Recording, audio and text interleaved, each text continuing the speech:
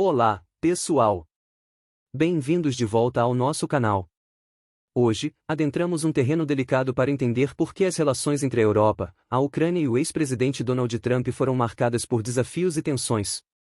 Vamos explorar os fatores que contribuíram para essa dinâmica complexa. Durante o mandato de Trump, as relações internacionais sofreram diversas reviravoltas, e as posições assertivas do ex-presidente frequentemente geraram controvérsias. Como isso impactou a percepção da Europa e da Ucrânia em relação aos Estados Unidos? As políticas externas adotadas por Trump, muitas vezes marcadas por uma abordagem Let's Make America Great Again, geraram desconforto em algumas nações europeias, que buscavam parcerias sólidas e colaboração em questões globais. A postura de Trump em relação à Rússia e sua abordagem pragmática em relação a eventos como a anexação da Crimeia geraram divergências com a Ucrânia e alguns países europeus, que buscavam uma resposta mais assertiva diante dessas situações. Entender as complexidades dessas relações requer uma análise cuidadosa dos eventos geopolíticos e das abordagens políticas adotadas na época. Hoje, vamos explorar esses aspectos e compreender por que as posturas de Trump geraram descontentamento em certas partes da Europa e da Ucrânia.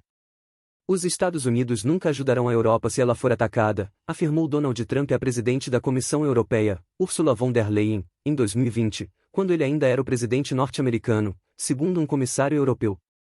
Vocês precisam entender que, se a Europa for atacada, nunca vamos ajudá-los e apoiá-los, teria dito Trump, de acordo com Thierry Breton, durante uma reunião da qual ele também participou no Fórum Econômico Mundial de Davos em janeiro de 2020. Aliás, a OTAN está morta e vamos sair da OTAN, também teria dito Trump, segundo a autoridade da União Europeia, que falou na terça-feira durante um painel de discussão organizado pelo Bloco de Partidos Renovar a Europa, no Parlamento Europeu. E, aliás, vocês me devem 400 bilhões de dólares porque vocês não pagaram, vocês alemães, o que tinham que pagar por defesa, ainda teria afirmado o então presidente dos Estados Unidos.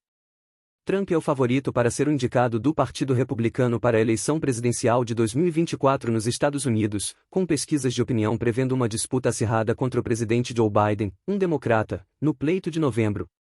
Rússia tem mais de 3 milhões de soldados. Exércitos mais numerosos do restante continente europeu: Itália, 337 mil soldados, França, 303 mil, Espanha, 199 mil. Mas, França e Reino Unido têm 515 armas nucleares prontas a usar, a Rússia tem 5.889 ogivas. E todos estes números estão em vias de adquirir toda uma nova dimensão, preocupante, se Donald Trump regressar à Casa Branca. Ele que é isolacionista, e a Europa não está preparada para ficar por sua conta. A Rússia agora é o inimigo da Europa, quer a Europa queira quer não. A Europa achou a certa altura que a guerra não ia voltar, começa a faltar tempo para se rearmar. A não existência de um exército dissuasor na Europa coloca em perigo a nossa própria existência, afirma Diana Soler, especialista em relações internacionais.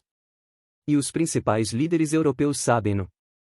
O presidente francês, Emmanuel Macron, voltou a apelar em janeiro para que a indústria de defesa europeia aumente significativamente a sua produção e a inovação, ampliando a transformação que já começou para não deixar a Rússia ganhar.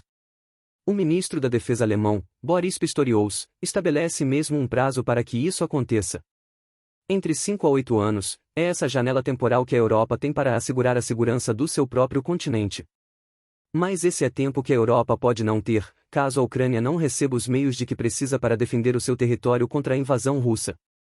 Atualmente, nem a União Europeia nem os Estados Unidos conseguem aprovar os seus pacotes de ajuda a Kiev devido a impasses políticos.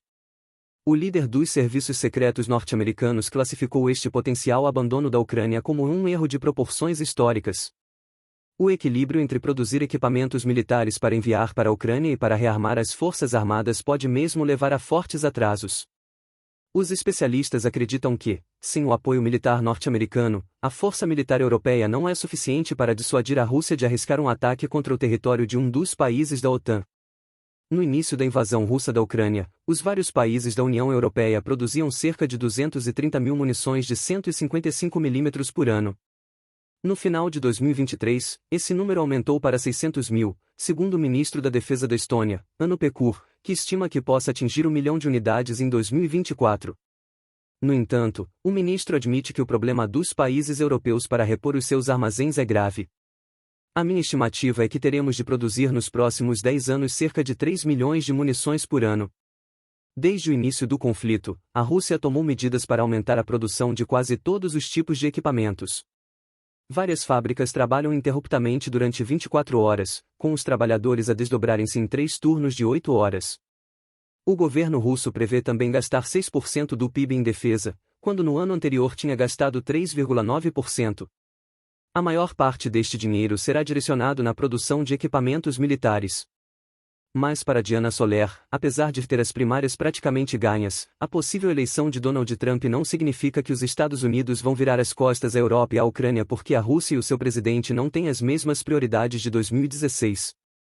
Hoje a Rússia está muito mais próxima da China de Xi Jinping, que Donald Trump vê como uma ameaça estratégica à liderança dos Estados Unidos. Ainda assim, Diana Soler defende que o antigo presidente tem razão ao criticar os aliados europeus por não gastarem o necessário na sua própria defesa. A investigadora insiste que se a União Europeia demonstrasse ser uma parceira fundamental do ponto de vista estratégico para Trump, o político republicano dificilmente defenderia o desmantelamento da aliança. A predisposição de Trump em relação à OTAN continua a não ser positiva, mas, com muita pena minha, Trump tem razão. Estamos com um atraso muito grande. O facto de não se rearmar à velocidade necessária faz com que a Europa não seja um elemento dissuasor e que a Rússia nos veja como elo mais fraco.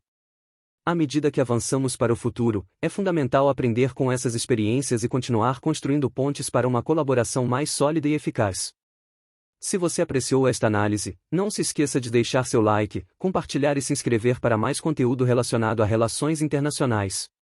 Agradecemos por se juntarem a nós nesta jornada de exploração. Suas opiniões são valiosas. Deixe seus comentários abaixo, e nos encontramos em futuras análises aqui no Fatos Curiosos. Até a próxima, e muito obrigado!